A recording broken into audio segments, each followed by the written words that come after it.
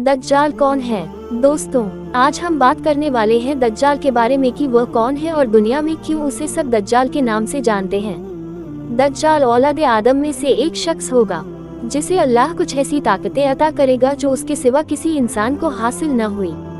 उसे मिली ये ताकतें लोगों की आजमाइश के लिए होगी। वो ये दावा भी करेगा कि वही रब्बुल आलमीन है।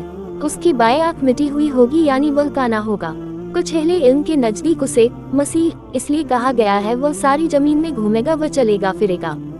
दज्जाल के फितने क्या क्या होंगे? 1. उसके साथ जन्नत व जहन्नम होगी। उसकी आग असल में जन्नत होगी और उसकी जन्नत हकीकत में जहन्नम होगी। उद्धरण चिन्ह 2. उसके साथ पानी और आग होगी। उसकी आग असल में ठंडा पानी होगी और उसका पानी हकीकत में आग होगी। तुम में से जो कोई दज्जाल को पाए तो उसे चाहिए कि उसकी आग में कूद जाए, क्योंकि वह ठंडा मीठा पानी होगा। 3. वह एक कौम के पास आएगा तो वह कौम उस पर ईमान ले आएगी। वह आसमान को हुक्म देगा तो वह बारिश बरसाना शुरू कर देगा। जमीन को हुक्म देगा तो वह पैदावार देना शुरू कर देगी। भेड़ बकरियां जब चर कर लौटेगी तो उनके थन दूध से लबरेज होंगे। फिर जब वह एक दूसरी कौम के पास जाएगा तो वह उस पर ईमान नहीं लाएगी। सुबह जब वह कौम अपने खेतों को देखेगी तो फसलें बर्बाद हो चुकी होंगी और जमीन बंजर। वह उस बंजर जमीन को हुक्म देगा तो जमीन से खजाने निकलकर शहद की मक्खियों की तरह होकर उसके पीछे पीछे चलेंगे। 4. दज्जाल जब एक देहाती से कहेगा कि अगर मैं तुम्हारे मर चुके माँ बाप को जिंदा कर दूं तो क्या तुम मुझे अपना रब मान लोगे? वह हामी भर लेगा तो डॉ शैतान उसके माँ बाप की शक्ल में उसके सामने आ जाएगी और कहेगी कि बेटा, इसका कहा मानो, यही तुम्हारा रब है। वह एक जवान को तलवार मार कर उसके 2 टुकड़े कर देगा। फिर कहेगा कि मैं इसे जिंदा कर दूंगा, मगर यह मुझे अपना रब नहीं मानेगा। वह मुर्दा उसके कहने पर उठ खड़ा होगा।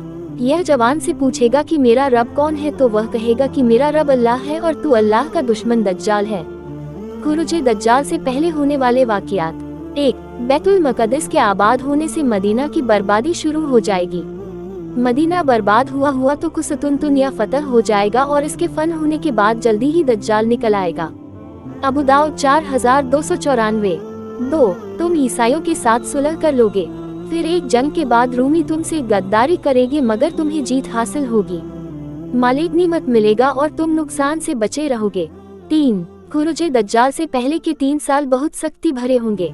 पहले साल 1/3 बारिश व 1/3 पैदावार कम होगी।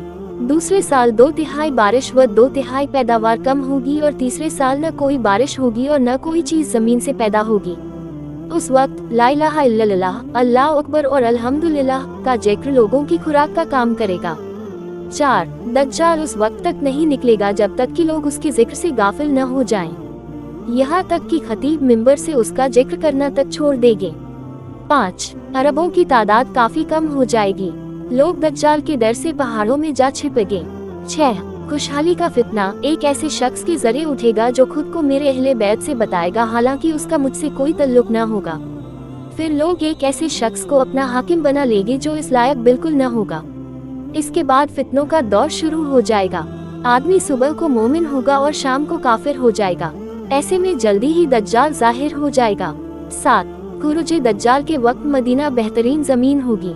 उसके हर सुराग पर फरिश्ता तैनात होगा जो दज्जाल को मदीना में दाखिल होने से रोकेगा। ऐसे वक्त मदीना में 3 ज़ल्ज़ले आएंगे और कोई मुनाफिक ख्वाह मर्द हो या औरत ऐसा न होगा जो मदीना से निकलकर दज्जाल से न जा मिले। इनमें से ज्यादातर औरतें होगी। ये वो दिन होगा जब मदीना अपने मैल कुचल को इस तरह निकाल देगा जैसे लोहार की भट्टी लोहे के मैल कुचल को दूर कर देती है। दज्जाल के साथ 70,000 यहूदी होंगे, जिनमें से हर एक ने हरे रंग की रेशमी चादर, ताज व जेवरात से सजी तलवार पहन रखी होगी।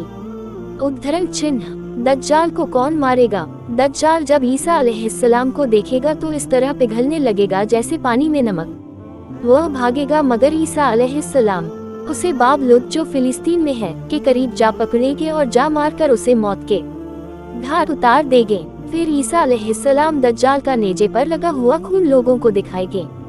अगर वीडियो अच्छी लगी हो तो वीडियो को लाइक करके चैनल को सब्सक्राइब कर ले और बेल आइकॉन को दबाना ना भूले और जाते जाते एक प्यारा सा कमेंट जरूर करें। अल्लाह हाफिज।